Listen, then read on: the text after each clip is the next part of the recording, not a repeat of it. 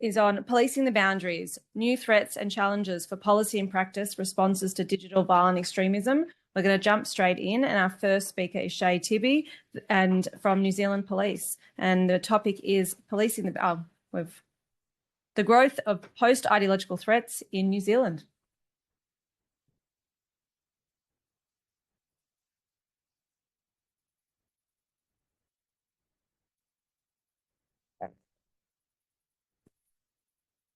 Congratulations, everybody. You made it. It's the end of the second day. You're all looking sprightly. It's been a long few days, just while we're waiting for this to boot up. And today we're going to talk a little bit about some observations that we've made with the New Zealand Police. Now, the important thing here is that a lot of the theoretical stuff that sits behind this particular presentation should not be new to anyone who's in this audience. If you've been listening for the past couple of days, this material has been covered extensively. But what we do have, we got the notes here as well. Awesome. So it should be an insight into a cohort of individuals that we've observed and that we manage with the New Zealand Police. So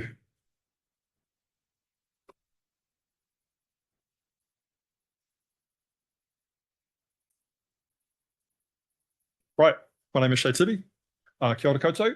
I have been a lead intelligence analyst. I'm the lead intelligence analyst, National Security, New Zealand Police. I've been with New Zealand Police since 2017. I was previously the chair of the Terror. A little bit nervous. I'm just going to just push on through. I was the chair of the Terrorism Designation Working Group in New Zealand for 3 years. I've worked in terrorism designation since 2019. I was brought across to National Security to work in that space in around about June 2019. But sort of needed to add a little bit more oomph to that particular area. During that time, I was responsible for the designation of the Proud Boys, the base. Brenton Tarrant designated all of the groups that are currently designated in New Zealand. So I've been able to get quite a good oversight of the terrorist landscape and the way that it operates overseas and the intersection of that with New Zealand. I've been with the public service since 2006 after returning to New Zealand after completing a PhD at the University of Melbourne. So I just wanted to kick off with just an example of real world harm. So this is a case study. This is from one individual who is adjacent to 764, and they're always almost inevitably he, was adjacent to 764 and operating within the New Zealand environment. What was really interesting about this individual is that there's this ongoing concern within Five Eyes countries about things like nihilistic violent extremism, idiosyncratic ideologies. I've recently heard someone refer to them as promiscuous ideology, because they're sort of like gathering things from lots of different locations. And these are all just sort of a range of terms. But to better understand the manifestation of this particular concern within New Zealand, we thought that we would take a look into our POI cohort. So these are people who are under active investigation by New Zealand Police. We have a two-tiered system. We have people who are leads, so that's someone who's been referred to New Zealand Police, so we're attempting to take a look at them. And then we have persons of interest. So that's a person who's been triaged into the system, and they can either be active or inactive. When they are active, it is a person who is being actively managed. We are either engaged with that person or we are seeking to engage with that person. And sometimes they have flushed out of the system, out of corrections, for example, and they're still being managed in various ways. So one of these individuals was someone who was engaged with 764. We've all heard the reference to 764 over the past couple of days. And they made a statement that I found was really, really deeply instructive. As part of the study, I made a point of going into the case files of all the individuals who were held in the MOO category. We've heard the term MOO a bunch of times, and reading the entire case file from start to finish. Sometimes this is hundreds and hundreds of pages, sometimes it's less. And they said, I felt like I'd reached the dark level. So for me, as someone who has been tragically online since at least the early 90s, and has been a gamer for pretty much since the 1980s, this was really, really deeply cultural in a way that I couldn't quite explain until I went in and took a look at what was going on for that particular individual, and also took a look at the environment in which they were engaged in.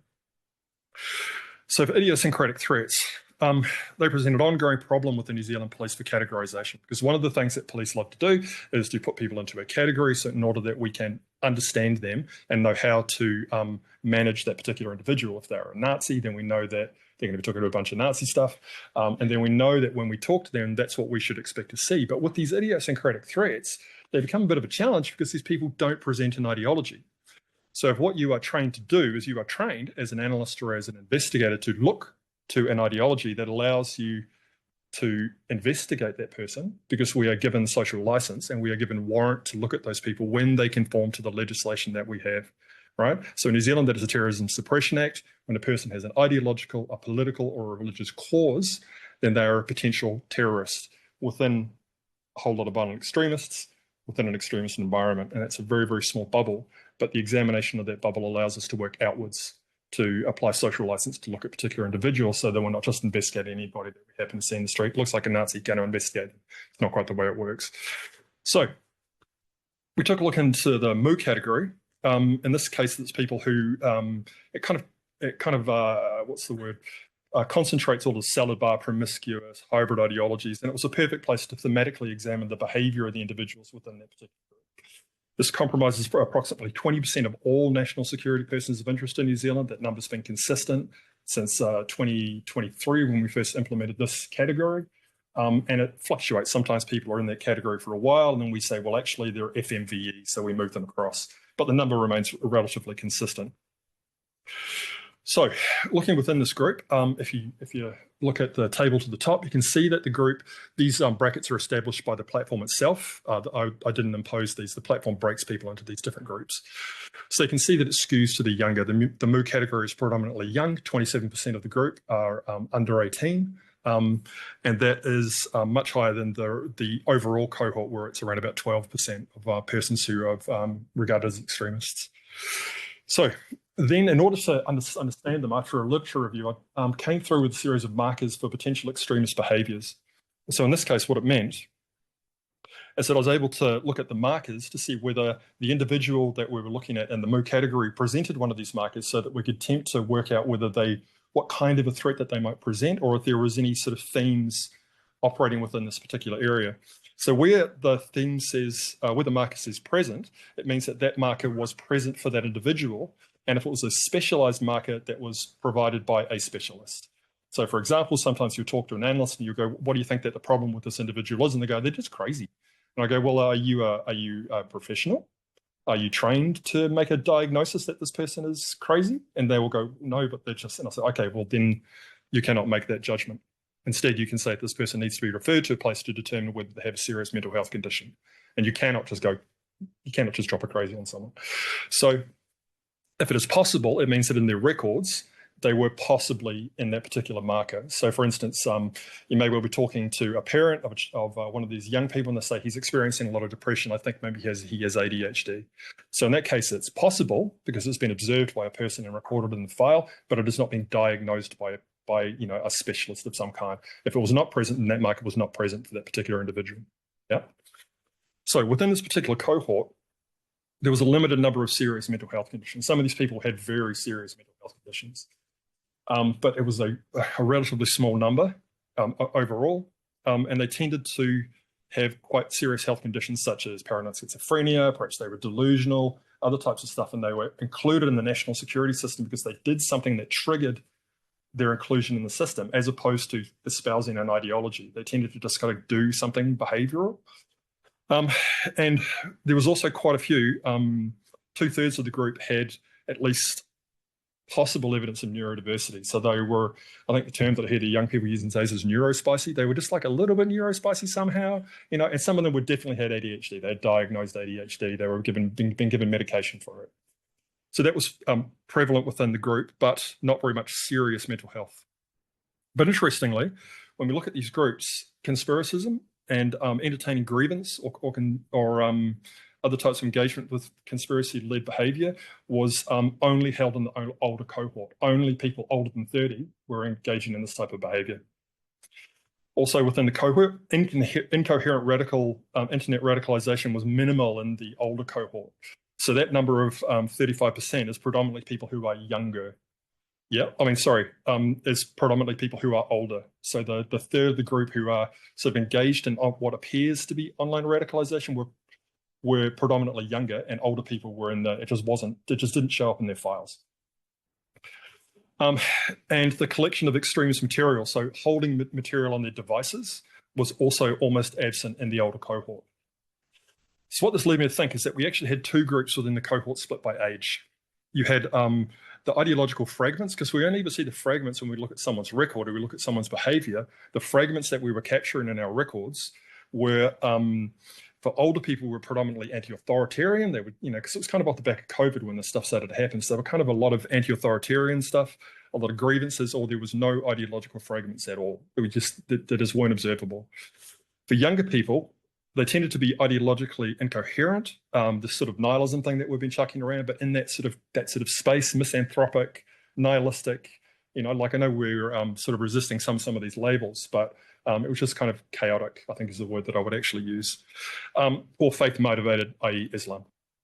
And almost all of them had evidence of collecting or ongoing engagement with extremist material. So they would collect items on their devices, and it was a particularly notable behavior.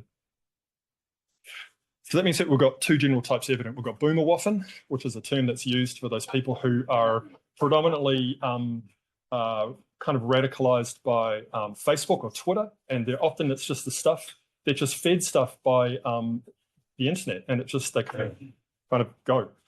So boomerwaffen, and also ideologically idiosyncratic youth and young adults, and it was quite a clear split in our data set. So we tried to look closely for some sort of potential explanations for the latter. So as I said before, New Zealand Police were trained to look for ideology or ideology. So when we have extremist behaviour absent ideology, it becomes really confusing. It's like, why am I required to look at this person? I'm a national security detective. Why am I required to look at this person when there are no ideological fragments? But then you say to them, well, because this person's behaviour is of concern, and they recognise that, so they're in this kind of conundrum where they want to be able to look at this person in order to prevent them from doing harm, but there's no ideological fragments, which are the things that empower them to undertake their job, right? Because they need to act according to the law, because our social licence is the morality established by the law, and when someone steps outside that morality because they've done something else, then we are allowed to intervene. As New Zealand Police, then we are allowed to intervene. Yeah. So it's generally the case that the Moo cohort are not concerning because they're ideological, it's because of the behaviour. So the question then became, is ideology merely correlated? It's just sort of something that we kind of happen to see in there that allows us to move in, to intervene in the space. And actually the thing that we're worried about is something else is the cause of the extremism. So when I took a little bit of a closer look at the individuals, we found that criminologically, none of them are at all distinguished from people that you would normally see within a criminal cohort examined by New Zealand Police. So they have things like they have poor social engagement, they have low capable guardianship, they have poor attachment to education or employment, they have exposure to family violence either as a victim or offender, which I think is something that is sometimes overlooked. Sometimes they're the victim, sometimes they're the offender, and sometimes they just witness family violence. And otherwise, they have lax attitudes to criminal transgression. They're just kind of willing to offend. They're just sort of like, oh, that's only a little bit of thieving or something. So they're kind of in that space of people who you would normally expect to see. So at least one of the cases that we looked at, one of these guys was, I'm just keeping a close eye on time, one of these guys was the child of a prominent gang member, but he was an extremist. So when we look at him, we're like, this guy should be like a gang enforcer or something. We don't quite understand why he's in this other space. He's acting as an extremist. We thought, oh, well, maybe there's sort of a complex stuff going on, and we look for complex reasons. And finally, I just rocked it to one of the detectives who was responsible for the case. I said, what the hell's going on with this guy? And they said, oh, his mum doesn't want him to be part of the gang. So he needed to try find some type of identity that was outside of the gang, and he fell into an extremist space, and that was an identity fix for him. So what we ended up settling on is the mode of participation in the extremist ecology and a transnational extremist ecology, and gamification as potential explanations. Now, one of the things that I notice often is that, as a gamer, one of the things I notice often is that when people talk about gamification, they think about like high score getting, like Tarrant asking, how many did I get after he's killed a bunch of folk? Or air points collection, where they're sort of like, you gamify the environment to increase participation. But instead, one of the things that came through is that what these people tend to do is that they behave in a gamified manner within the environment. So they act as role players, they play gamified roles within the extremist environment. And that's it again, it's a flag indicating participation in the environment is the more important factor than the particular ideology that they might happen to ascribe to, or the fragments that we kind of happen to see. So following Vale and Brace, it was a really interesting presentation yesterday, but I was looking at some of their previous work, and it said that what we did was assume that we have a whole bunch of people who are operating in an online transnational extremist ecology of influencers and followers. Now, that particular model, influence and followers, is generic to the internet. And the only difference is that the way that they are participating in a completely normal internet environment is that that environment is extremist. And they are sharing extremist material. There is a whole bunch of nodes within those environments and individuals operate around them. And in each of those instances, when we see these people participating in this environment, they act like people who you would see acting in a normal, non-extremist internet environment. Yeah, so again, it's behavioral. This was seen to be proven out where some of our people were seen undertaking gamer roles within this particular extremist environment. So following Schlegel, who came up with these different categories, she talks about things like the socializer, someone who just wants to be part of the group, right? You've got competitors, people who want to get the high score. You get other types of people who are achievers or meaning seekers, or in the case of the 764 individual that I mentioned before, they are disruptors, they are trolls. And their initial entry into this extremist environment where they were acting as a disruptor, spamming CSAM material into LGBTQI environments. And that was their entry point into this. They had no interest in the CSAM material. There wasn't sexual gratification of any kind as far as we're aware. However, they wanted to be able to be included in this space, and they found companionship and they found a place by acting as a troll, right? Which then fired up a whole bunch of other types of problematic behaviors. Now we've got a child who is effectively spamming child exploitation material into an extremist environment. And we're like, is this like a national security threat? Oh, okay, I will accelerate. Okay, so what that means is that our under 30s are not accumulating ideology. They're actively reaching out and participating in an external environment. So one of the things that we've noticed is that in New Zealand, there are no autochthonous extremist ideas. There's no. New Zealand is an import ecology. So we have individuals who are within the New Zealand environment and they reach out into a transnational extremist ecology and they either bring stuff back or they're drawn into it and they participate at that level above the environment, and they may well participate with locals, but very, very little stuff comes in from New Zealand. So when we got to this guy who said he'd reached the dark level, when he stated that I have reached the dark level, that was a statement of inclusion. So he felt that he had reached an upper limit of sorts within his gaming group. And then it was a statement that while he did not take on the 764 label in his handle, he felt like he was participating with that particular group and he was never on a roster. So the problem from us is that these online ecosystems are evolving almost daily. So we could attempt to keep up with those and come up with new types of categories in order to place people into these boxes in order to manage them, or we could just accept that the ideological category that New Zealand Police deploys is one of idiosyncratic extremism in a complex and highly competitive environment. A phrase that I heard the other day is that, like it was actually spoken earlier today, you are what you eat. And I heard someone else say it the other day. So if I'm an individual participating in a highly complex, in a highly disturbed environment, then I will reflect that in my behavior. If I'm in an ordered environment, I will probably act in an orderly way. So what we are currently seeing has been this sort of like idiosyncratic threat is actually there's people participating in a massively chaotic environment. And the manifestation of that is like a massively chaotic individual. Recognizing that, I'm being as quick as I can, recognizing that would mean that we can then move away from that attention. So does that mean that Moo is actually masking a new different type of extremism? We're not really sure that it is a different type of extremism. It's just a type of behavior. So we've got unintentionally ideologically random or idiosyncratic individuals. And all that we see is the touch points is they started off with a question on the internet with, why can't I get girls? And then they got brought all the way through into a point where they're likely to conduct extremist violence. And they're drawn into it by the environment itself and their behavior within that environment.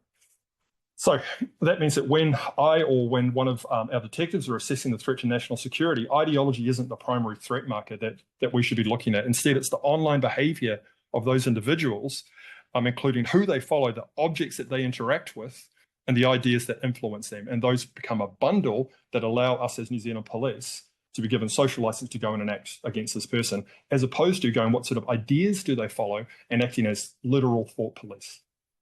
So lessons that we'll seek to apply. This involves non-extremist defending. This is often an opportunity to intervene with a young person or with a person of any age group. We've interacted with people of all different kinds of age groups on this. So it means that we also need to make sure that we've got someone who understands the extremist subcultures, so we can go and have a little chat to them.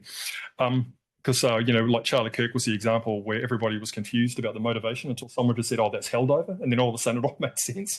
But before that, there was a lot of BS on the internet. Now, New Zealand police have prevented a lot of harm by just sending in an officer and just literally having a cup of tea with someone and going, why are you putting stuff on the internet, man? I mean, it's not a good idea. We've got multiple examples of this, and we've been able to prevent quite a bit of harm. Now, where that fails, because these people are frequently doing other types of offending, then we can escalate to another point in order to help them to come away from what it is they're doing, similar to what we were talking about in the previous session. And thank you all very much. I'm going to save questions till the end. People joke about me being a fast talker, but sometimes it's really useful when you have to get a whole lot in a short space of time. So thanks, Shay. Our next speaker is Angus Lindsay from the Department of Internal Affairs in New Zealand, and presentation is on outsourced prevention and hallowed capacity, integrating New Zealand's state-led responses to digital violent extremism.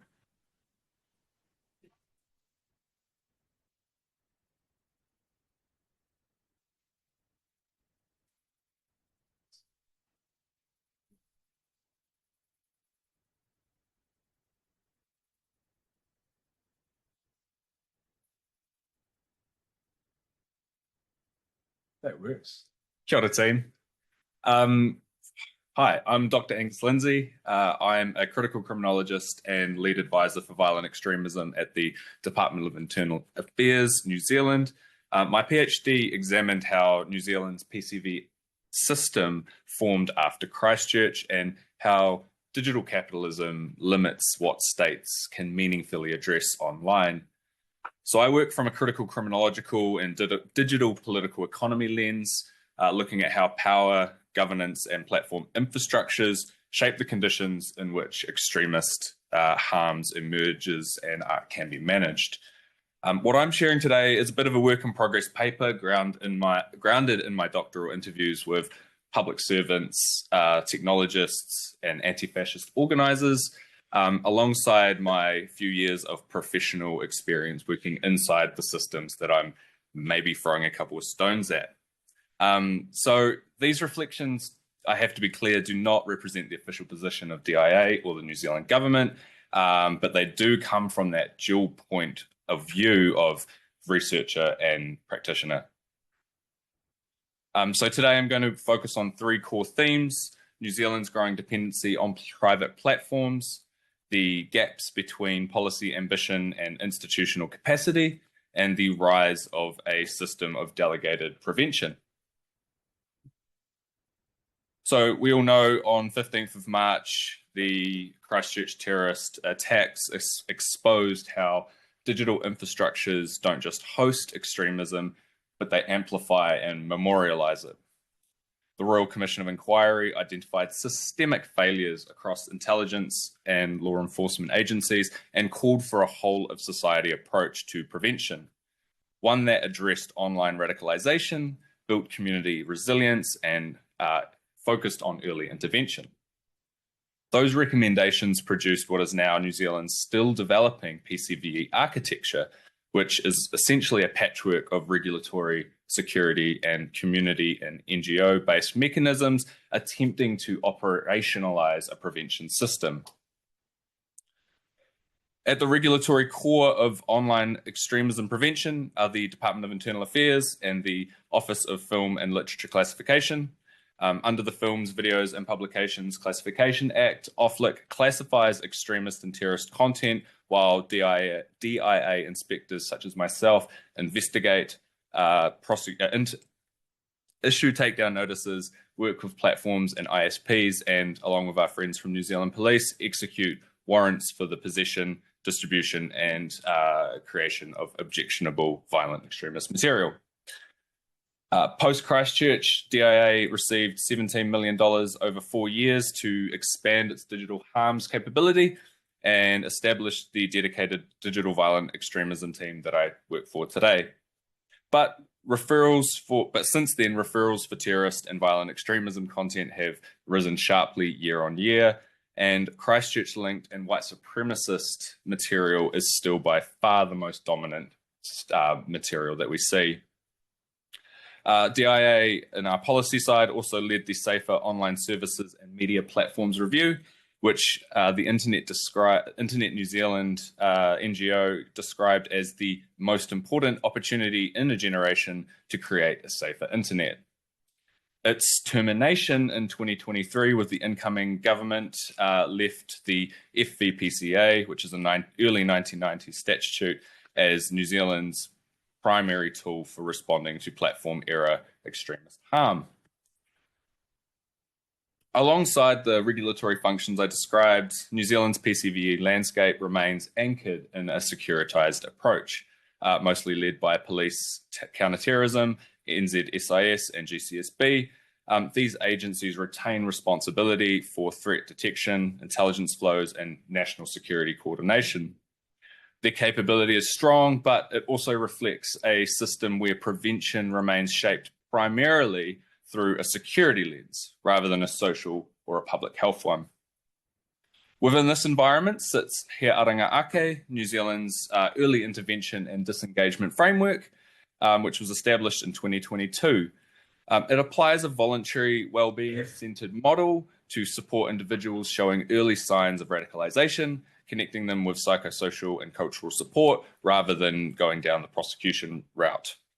It's an important proof of concept, but it's very small, very bespoke, and tightly linked to the same security architecture that shapes our wider landscape. Post-Christchurch, the Ardern government made a bunch of investments in upstream prevention. The PCVE Fund, He Whenua Turikura, the National Centre of Research Excellence, and MSD's Social Cohesion Program. But all three have since been discontinued by the current government. And this was paired with large-scale public sector job cuts and capability cuts. And the system has now shifted back from prevention and partnership to what I would argue is core function minimalism. And this is at a time where, as we've been talking about today and yesterday, globally online harm, community strain, and extremist content are all but increasing. So the architecture envisioned by the RCOI, which was meant to be coherent, trusted, and prevention-oriented, now survives less through stable institutional design and more through the commitment of some really strong individual practitioners operating within a shrinking capacity, and some of them are in the room today. This is the context that shaped my reflections, the reflections of my research. A system that seems to perform prevention amid a hollowed out capacity, rising demand, and a diminished scaffolding. So I talked to a bunch of people and they said some stuff to me. So participants across government, technology, and civil society described an ecosystem where state authority over online extremism is increasingly subordinated to private governance. As one senior government official observed, that you really don't want a situation where social media and the platforms dominate a society without having a government able to influence that. Across interviews, this concern took the form of the theme of diminished sovereignty. Officials understood that the architecture of the internet, which is vast, privatized, and transnational, places states in a bit of a reactive posture where enforcement becomes largely ad hoc and dependent on opaque corporate goodwill, which we've seen in a number of platforms devolving their trust and safety teams, and we've talked about that extensively this week so far. A senior IT strategy lead for a big tech firm explained the dilemma in this way, that there's a risk for government because if they came out with policies that were proven to be impotent, what would that do to the perception and trust in government? So through my many conversations with tech insiders and policymakers, there seemed to be a bit of an institutional hesitancy. Policymakers were acutely aware of their limited leverage in New Zealand and would avoid legislating for fear of revealing how little power the state has. Participant 02, a former Silicon Valley executive director of product design, that I actually met at a random like CrossFit barbecue. So that was pretty random. He said that he linked this directly to corporate profit incentives. So nobody is ever going to jeopardize their profit or their business model. We're letting the technology run rampant and continue to reinforce these violent behaviors and ideas and beliefs, and no one's standing up to challenging it because they're making a shit ton of money. Even where stronger regimes did exist, for example, the UK, here in Australia and the EU, participants noted similar limitations. So participant 24, who was a senior cloud consultant for a big tech firm, reflected on the EU's GDPR regime, highlighting that the regulation doesn't actually solve the problem that it was going to solve, and that companies are just going through checklists and remaining compliant, but not actually solving the problems they were trying to solve. And so taken together, these accounts suggest a bit of a politics of dependency masquerading as partnership. New Zealand relies on voluntary cooperation with firms whose incentive structures are directly in conflict with harm reduction.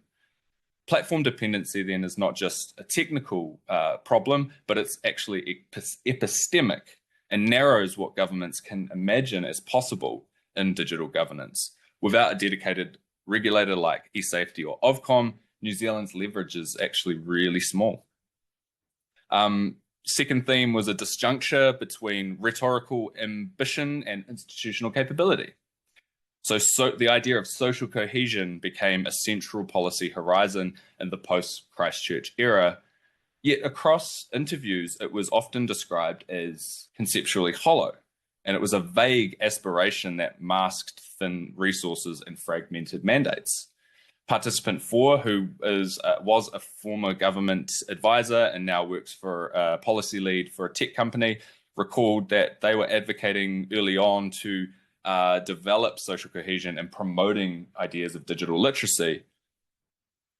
But as the term traveled through agencies and I talked to a lot of people, its meaning seemed to become quite diffuse. Participant 17 noted that social cohesion principles could work to allow a more flexible strategy of developing policies and regulations, but for many that flexibility actually displaced responsibility. So in practice, the ideas of social cohesion shifted expectations downward, framing communities as both the front line of prevention and the absorbers of the state's shortfall, without investing in the infrastructures needed to support that community cohesion in the first place. For others, this ambiguity signaled a broader policy drift, which one participant reflected that I think social cohesion is a worthwhile, meaningful, useful aim, but is it going to stop a terrorist attack? Probably no. These reflections sort of underscore this shift towards symbolic language in place of sustained investment and capability that genuine prevention requires. Participants also noted that prevention initiatives often became too tethered to measurement, dashboards and indicators and deliverables that substituted for real capability. And participant 16, an online violent extremism investigator, said so herself. Participant 24 also echoed this frustration. When they do see regulation happen, it's incredibly frustrating because it kind of misses the point. And for me, these accounts illustrate that the programs and policies that were put in place can often seem to practitioners to be designed primarily for measurability and what outputs can be bragged about politically. But the long-term prevention goals are often missed.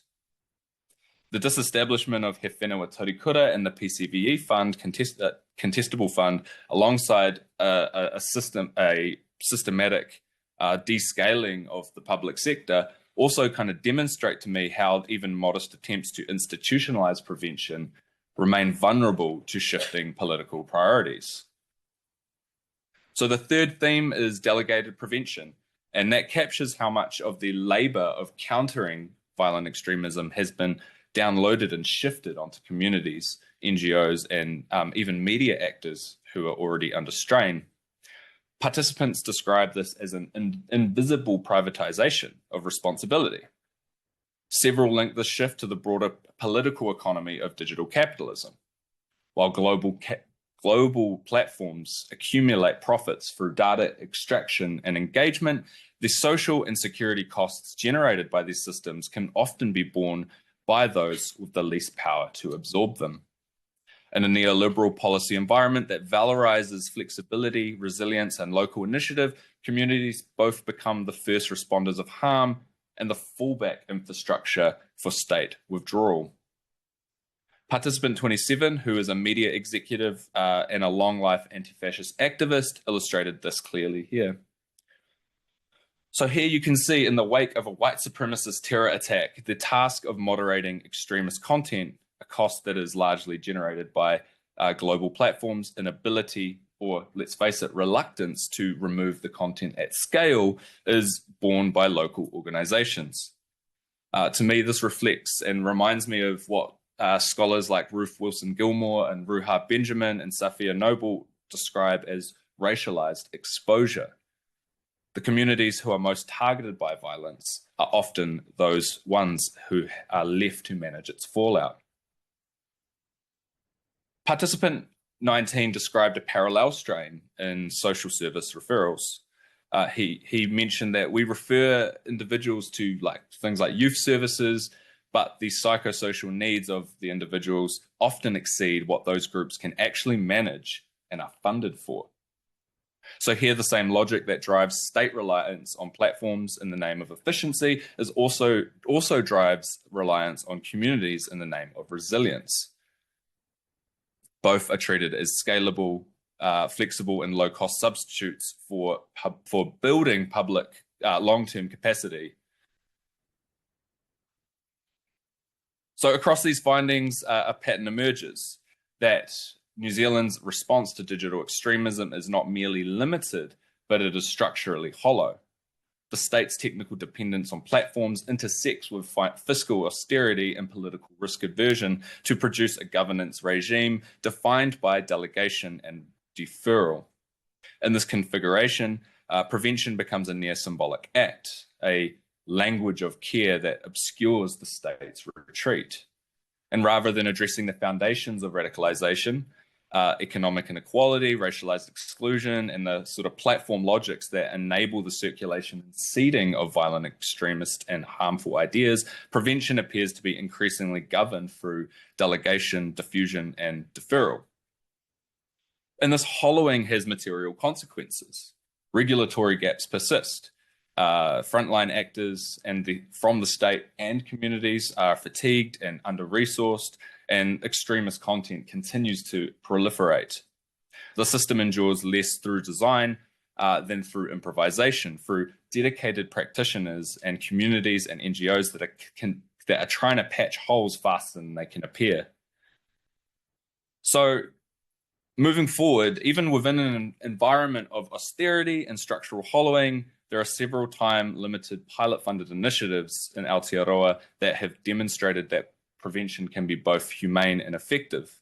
Each show what's possible when prevention is approached as a way to provide care without coercion, even if for now their funding depends on uncertain funding cycles.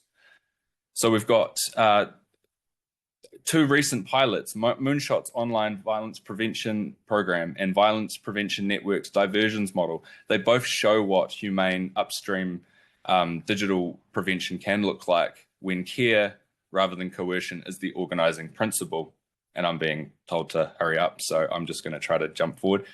For me, both programs demonstrate a crucial insight that digital interventions can reach people early, connect families to support, and prevent escalation long before a criminal threshold is crossed. They work because they treat prevention as care, not securitization and surveillance. But they also reveal the fragility of New Zealand's prevention landscape. Their futures depend on short-term grants, cross-agency goodwill, and philanthropic funding, not on stable public investment. This is the last slide, sorry team. So let's see what I can run through there. The Christchurch attacks revealed the digital frontiers of violent extremism. The years since, though, have revealed the limits of a state trying to govern through others. If prevention for the New Zealand government is to mean more than just symbolic care, it must be rebuilt as infrastructure and be stable, well-funded, and accountable. That values dignity as much as deterrence.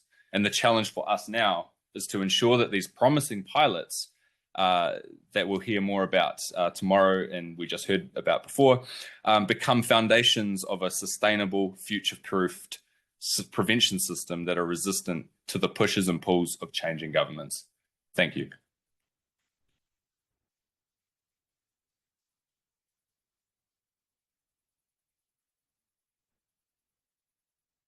Imagine there's going to be some burning questions because some parallels between New Zealand and Victoria. Our final presenter for the day, Dr. Kieran Hardy, is presenting on criminal liability for online behaviour, distinguishing lawful from unlawful content. Thank you. And while I set up the slides, I'll just say thank you to the Verts Organising Committee and Azelle in particular, and our student volunteers for doing such a great job setting up this conference across 3 days. It's a huge amount of work. And thank you to Che because Boomer Woffen has jumped straight to the top of my takeaways list for the conference, and I cannot find my slides. There we go. Okay, so I'm Kieran Hardy from the Griffith Criminology Institute at Griffith University. My background is in counterterrorism law and national security law. So there will be some legislation at 4:30, but I will connect that to cases to show you how our laws are applied in practice. So the main question that I really want to ask, and let me make these full screen, is really what distinguishes, when we think about the whole mess, chaos of online content, when do you actually cross the line into doing something illegal? Should I use the mic or am I loud enough? I'll move over here. So when do you cross the line from being what people call awful but lawful? So you can do a whole bunch of stuff on the internet that isn't very nice, but it's not necessarily criminal. When do you cross the line into being a criminal actor, and when can that be prosecuted? In order to answer that question, it probably helps to say a little bit about speech in the criminal law, generally speaking, as a bit of background. Traditionally, speech is not an area that the criminal law is meant to intervene in. You are meant to be able, in a democracy, to say what you like, think what you like, have freedom of opinion and expression. There are long-standing exceptions to that. One area is complicity, where you aid or abet or counsel someone to do a crime. So if I help someone, if I tell someone how to do a crime, I'm not actually doing anything criminal myself. Well, I am because of complicity, but I'm not actually doing anything harmful. I'm not the primary offender, but I could be charged as the primary offender in the same way if I help the person commit the crime, if I tell them how to break into a security system, whatever. That is a speech act that can be criminal. Incitement is probably the closest to what we'll get to here today, is when I urge or encourage somebody to do a crime, intending that the crime will occur. So if I go out in the street and say, we should all rise up against insert victims here, then that would be a crime because I would be inciting people to do it. And then conspiracy is also a speech act. Conspiracy is an agreement between two or more people to do a crime, intending that the crime will occur. Under federal law, you need an overt act in pursuance of that. So in cases like LMR, you have bomb-making materials and other things involved, but a conspiracy is still the agreement between two or more people. So that's why you can have people, young people, being prosecuted for acts which are essentially conversations that might be intercepted through on their phones and so on. Look, I did the classic overclaim in the abstract. I certainly cannot cover every law that we will that could apply to the content we're talking about, including because I've got a much better sense now, unfortunately, of just how disturb the kind of wide range of disturbing material on the internet. I could talk about CSAM laws. I could talk about hate crime laws. What I'll focus on are the main terrorism offences.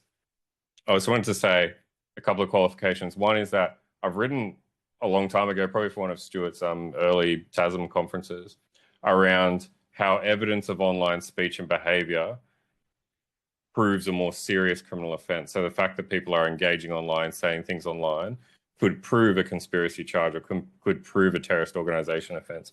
What I'm talking about here today is the speech itself is the criminal offense. When you say something online, when is that itself a crime?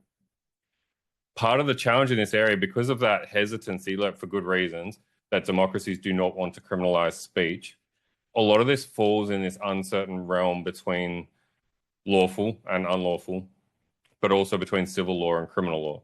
So there's actually a distinction between something being unlawful and something being criminal.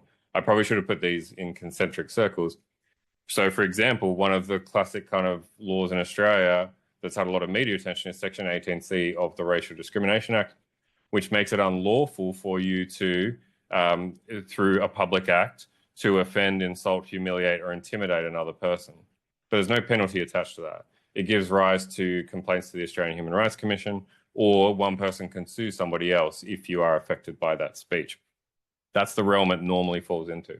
However, with terrorism laws and the wide range of extremism now, I'd say we've definitely moved away from that hesitancy of criminalizing speech. There's a wide range of new laws that have come out. I won't be able to talk about all these in detail, but if anyone's interested, please find me in a break. We have new Nazi symbol bans. These are quite simplistic or a bit of a blunt instrument in the sense they just say, if you display a swastika, that is an offense. But you can see in there an element too of, so under the criminal law, you can have something called like a strict or absolute liability offense. Think about a speeding ticket. If you speed over the limit by 20 kilometers an hour, you will be guilty of an offense, which is just punished through an infringement notice. They don't care whether you intended to speed, whether you intended to harm anyone. There's no other requirements. It's just a bare requirement that you went over the 20 kilometers an hour or whatever it might be for the threshold. So they don't just say, if you display a swastika, you are committing a crime. There are more complex requirements in the law, and I think these are often skimmed over in a lot of the media debates. We actually get to really tricky questions of what a reasonable person would think is offensive, what a reasonable person would think is advocacy of hatred, and so on. So that's why if you see in the media some of these Nazi offenses falling through in prosecutions, my guess is that it's because we don't know yet, but my guess is that it's because these requirements are quite complicated and not necessarily working. And you're like, why does he have a picture of a bus and a horse? Because there's a long tradition we get a lot of our law from British law, and there is a long tradition in British law of the so-called man on the Clapham omnibus, which is your so-called every person. So I'm from Sydney, so it's like the 603 to Parramatta or whatever, just an everyday person in the community. And so speech offences, to try to straddle that, we don't really want to criminalize speech, we put it in this sense of objective community standards. And that's actually so it's fair, but it's quite difficult to answer. There's also, as Tom touched on in the last session, there's complication across, I'll deal mainly with Commonwealth laws because we have very limited time, but we could go into detail on the state laws on hate crime offences, serious vilification, not to mention the CSAM and everything else.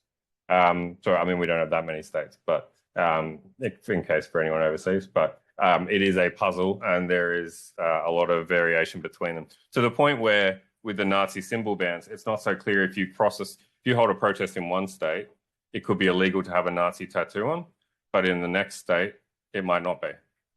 Whereas the symbols, generally speaking, on signs and so on are a bit more consistent. We also have violent extremist material offences. That's a case recently in Brisbane that we've got a lot of media attention. He's 18 years old in the Gap, which is a sort of like well-off leafy suburb in the north of Brisbane, and had some pretty gruesome ISIS content on his computer, and he's been charged with 2 of those offences. My guess is that these offences will be used where there is, so not just where teenagers have dangerous material on their computers, but where there is some greater risk. So he seems to have, we don't know all the details because the trial hasn't happened yet, but chemicals and other sort of maybe precursors. My guess is this is a bit of a holding strategy or something that they know they can get him for, and that the risk was rising. So I think that's how some of these offences will be used. Again, you can see, I've figured there is a definition of violent extremist material, but I just want to draw your attention again to, even when we're talking about violent extremist material, it's not just defined by its reference to violent extremism, it's defined by this reference to community standards a reasonable person would consider. So you have a jury in each case determining whether they are the 12 people who get to decide effectively what are the community standards that would apply to this. And for some things, it's probably redundant. Like if you display a Nazi symbol, sure, a reasonable person would think that that would involve some kind of idea of racial superiority under the law. But advocacy of hatred and a range of other things, depending on the symbols they use, depending on the messages, depending on what they shout at a rally, is really difficult. I want to focus for the rest of the presentation on a couple of offences. I had the slide up before that said evidence as criminal behaviour, and then, online speech as evidence of criminal behaviour, and online speech as criminal behaviour. I have a chapter in one of Rick Peel's forthcoming books in the Extreme Belief series you're talking about, Michelle, which looks at this in a lot more detail. So if you're interested in more of the detail on this, email me and we can talk about that. So it's a bit of a shorthand version of it. But the two main offences, and one of these going back to 2002 after 9/11, that you would be charged with for either posting extremist material online or making a statement on social media in support of terrorism, would firstly be Section 101.5 of our Federal Criminal Code, collecting or making documents likely to facilitate terrorist acts, and then advocating terrorism that I'll come to soon. So there's a requirement that the document that you post is connected with preparation for terrorism. I'll give a very short version of this, which is a summary of what came out of the Khazal case. So Khazal was a Qantas baggage handler. He posted online, I think it was a 110-page manual. It wasn't quite a manifesto. The first half of it was fairly uncontroversial research on jihad and Islam, but the second half included assassination methods, potential targets, and so on, and encouragement. And he was prosecuted for making a terrorist document. So the offence, just to be clear, isn't restricted to somebody posting it online, but this is just the most kind of common offence you would be charged with for that. This is a very brief summary, but 4 main principles that come out of it. You don't have to be the sole author of that material. A lot of manifestos are repurposing, copying, using stuff that's been posted before, glorifying. That's totally fine for making a document. But he did have a minimum degree of authorship. He added like a foreword and some kind of like a minimum of editing and so on. So if it was a straight compilation, I don't know whether that would be making a document, but there's also collecting. And then 2 and 3 is tricky because the court says the document's contents matter the most. Whatever is in, that sounds obvious, but whatever in terms of the requirement that it be connected with preparation for terrorism. That's the most important thing. But what's interesting is then they say, well, but still a person's profession, background, and individual circumstances also matter. So that gets us to I'll say fourthly, and then I'll come back to this. Fourthly, there isn't a mental requirement that the person be contemplating, planning, or preparing a terrorist act. That would be a different offence, and there's no mental requirement for that. But 2 and 3 get us to this funny situation where 2 people, one an academic, a researcher, a journalist, or whoever else, and speaking of gendered stereotypes, try Googling Professor Icon and see what images you get up. But if we have a professional, a journalist, an academic, somebody else who possesses any of this material, and then you have a teenager online possessing that material, there's a question of discretion to prosecute, firstly. So yes, police and prosecutors are less likely to investigate us academics for having manifestos on our computer. But it's actually a more fundamental legal question that me having that document on my computer, the document is not actually legally speaking a document connected with preparation for terrorism.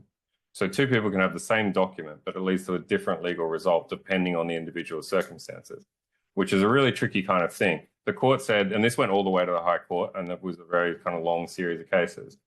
And they gave examples like, well, a consultant for law enforcement, a law enforcement officer and so on, would have, there's not really a legitimate reason defense in there, and that's why it gets complicated. But a consultant or a law enforcement officer would probably have good reason for it. But there's a whole pile of people, academics, there can just be people in the community who have interest and they want to read the manifesto of the Christchurch attacker. I'm not saying everyone should do that, but probably in a democracy, people can look it up and they're not intending to harm anyone. They don't necessarily commit a crime. So there's this whole kind of middle space of like, well, who does have a legitimate reason? So when people ask me, like researchers, students, whoever, academics, colleagues, can I have these documents on my computer? My very official legal answer is, you'll probably be all right. Like that, and that's what it comes down to. Of if you have that document on your computer, it's probably not actually a document connected with preparation for terrorism, even though it's the same document as elsewhere. And Stuart, you probably know more about the UK cases where they've discussed more around objective versus subjective requirements. So a document objectively connected with preparation for terrorism would be a bomb making manual. A document subjectively connected with preparation for terrorism could be something as innocuous as a bus timetable. In past cases that we were actually talking about physical bus timetables. If a terrorist planned to pick a bus that would have the most people on it at peak hour and wanted to know, well, what time did the bus run?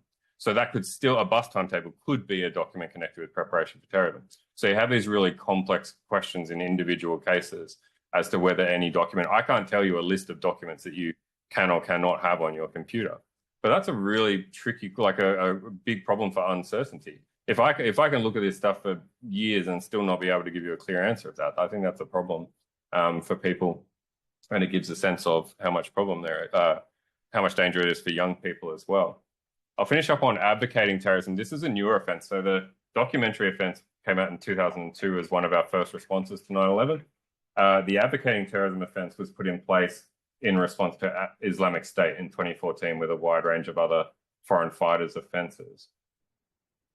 Going back to the idea of incitement that I started with, incitement is urging or encouraging someone else to do a crime, basically egging someone on to do a crime, and you intend that they will do it. Advocating terrorism is essentially the same thing, but broader. It means urging someone to do an act of terrorism or any terrorism offence. But there's two key ways that it's broader than incitement. One is that it extends to reckless incitement or reckless encouragement. So there's a difference between me going on and going, go on, do this crime, I'm egging you on directly and intending you to break into the warehouse or something, compared to me going out on the street and saying some kind of anti-Muslim content, and it doesn't necessarily get to the point, I don't want to start saying offensive things, but if you kind of rally the troops in a very indirect way, but you're not necessarily encouraging somebody to commit a crime, it's an expression of hate, but it's not necessarily incitement to do anything. So expressions of hate under the law are actually really tricky to target for that reason. The other thing that's broader is that it includes promoting terrorism. So incitement is very direct. I encourage or urge one person to do another crime. Promotion is like me saying online, isn't what Islamic State doing great, but not actually saying anyone else should do it. It's just saying, I support this, I support the mission of Islamic State. So advocacy of terrorism on that ground would fit within that. I'm putting a list of offences up, not because there's a quiz on them, but just to give you a sense of the sheer number of offences in this space. Like, I'm skimming over the detail a lot. And this is just one area of the law. There's like 27 different espionage offences. The offence I showed you before for documents has a recklessness version with a lower penalty. Like, you can go, we have more than 100 pieces of legislation that we could go through in all that detail. So it is a very complex area. I'll just finish then on a recent case of Homewood. He was a 38-year-old man. For more than a couple of years, he posted a whole range of abhorrent content online calling for violence against blacks. Actually, when I say calling for violence, that is a really tricky issue, because he'll post videos of violence against blacks. He will make a lot of sort of extreme racist, highly problematic, awful content, but he's not necessarily inciting anyone. But he did fall within this advocacy offence. The court was clear that the size of the audience didn't matter. He had like 1,500 followers. But they said, well, it doesn't really matter whether he reaches anyone or not. I doubt how much that would hold if the message reached no one. That would be an interesting question. And it's clear from the law as well that the post need not actually trigger any other kind of act. But the thing that stands out the most from Homewood's case is he had a wide range of mitigating factors: severe depression, depressive personality disorder, abuse as a child, traumatic brain injuries, a wide range of things, like a long list of background factors. And the court, which is consistent with all the other terrorism cases, said, yeah, we understand that, but in terrorism cases, we must give precedence to deterrence and community protection, which makes a lot of sense. But we do get these cases where, do I have sympathy for him? No. But do I think that he's a terrorist offender who should spend 2 years in prison? And then what do we do with him on the other side? And is he in a better place at the end of that? Also no. So I think this is a really tricky question of what to do with people who engage with this material online. and what are the effective strategies? And I'd be really keen to hear from anyone else in the room too around what you think we could do in a situation like that. So thank you.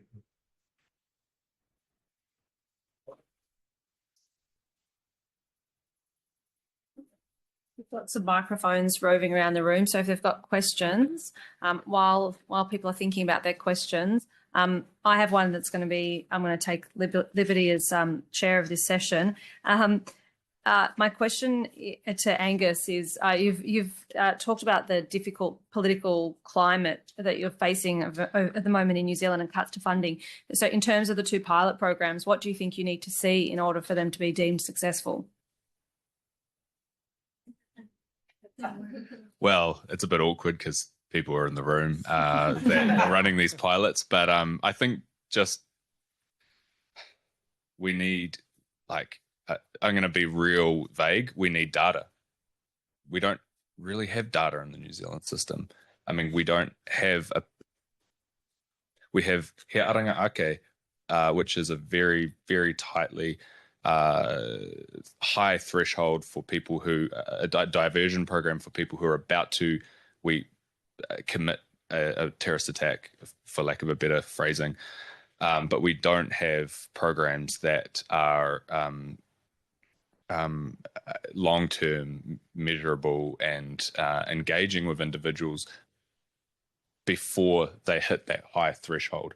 So for these online, offline referral programs, even the minimal data of saying, hey, there's like 30 people who are at risk, but they're not quite at risk that they're coming under the guise of the security apparatus, but there are these people here that actually need some help, but there's nowhere to put them. And there's also no public referral mechanism to help these people.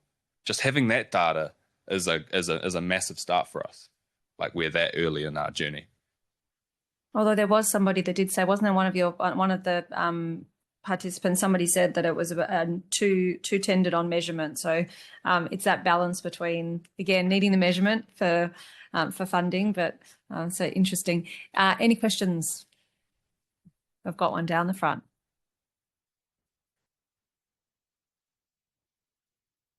Thank you. Yes, prize. My question is for Che. Pardon me, I'm losing my voice at this stage. Che, you said in your talk that New Zealand has, I think you called it an import economy for ideology, and that you had no autochthonous, meaning homegrown ideologies. So that's the case almost universally in the Five Eyes, right?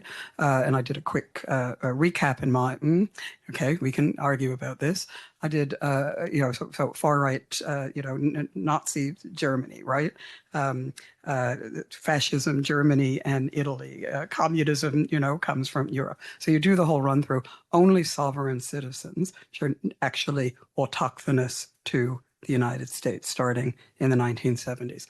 So I would say that that's actually more of a common condition, not just limited to New Zealand, certainly in a Five Eyes context. But what about homegrown grievances? So for me, the question of the import of ideology, I think we're now seeing is boundaryless, right? It moves.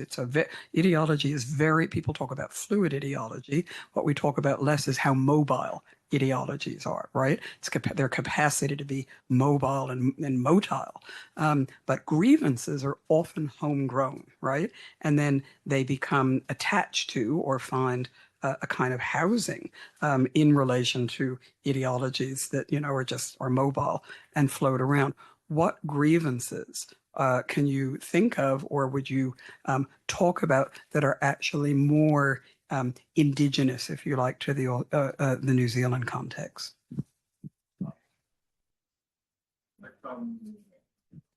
I think I'd say that part of the idea of the import ecology is that we tend to pick up stuff that's been spoken about overseas predominantly and then bring it into New Zealand.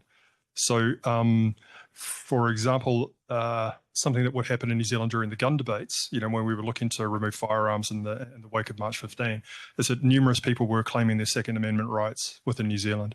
So obviously, if you know anything about New Zealand, you know that we don't have a constitution and we don't have a Second Amendment, and they're obviously referring to the US context. So they bring those ideas in, and then they will use that as a justification to argue against, in this case, the grievance against the state that they were removing my rights to own or to possess weapons. So when we look at an individual, more often than not, the history of the particular idea that they have extracted from overseas.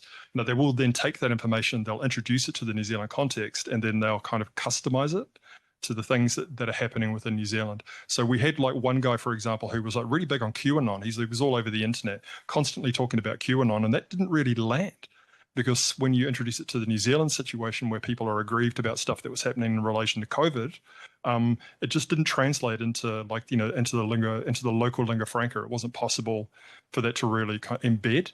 But then other types of ideas are brought in, such as sovereign citizens, brought in from the US, translated into local languages.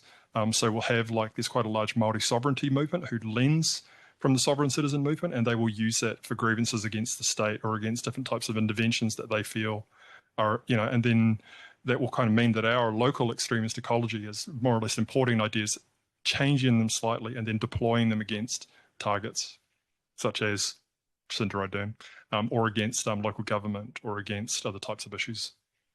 So the grievances are still local. Yeah, exactly. So it's imported, filtered output. And then when we start to see it as a series of ideological fragments, we end up having to look backwards and go, how have these traced in? And then what does it mean for that individual, the community they live in, the people that they're likely to affect, the people that they're likely to target?